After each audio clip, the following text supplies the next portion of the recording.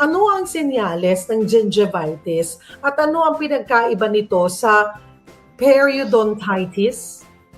Yan. With your permission, Miss Cheryl, I would like to show some pictures, which is picture numbers 1 to number 4. Ipakita po natin ang picture number 1 na ang pagkakaroon po natin ng problema pala sa bibig, oral health, can affect our gums. And then in picture number 2, makikita po natin ang difference ng healthy gum, kamukha ng sinabi ni Miss Cheryl, to gingivitis and periodontitis. A healthy gum is colored pinkish, but when it is reddish at medyo may kirot na, then it becomes gingivitis. At kapag ang gums na ito ay nag-recede o umurong na at yung ating root ng ating ngipin ay nakikita na unti-unti, then that means it is already periodontitis. At clearer ang picture sa number 3.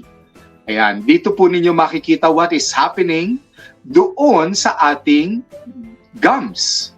Mayroong pong plaque. Ayan, on the right side may plaque. And then sa ilalim ng plaque na yon ay may magaspang na nagiging tartar.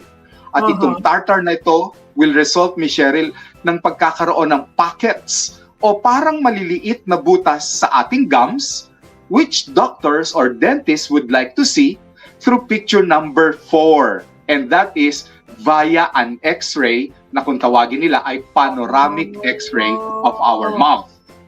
Yan. On the left is a healthy gum and teeth. And then on the right, makikita nyo nakahiga na yung mga ngipin.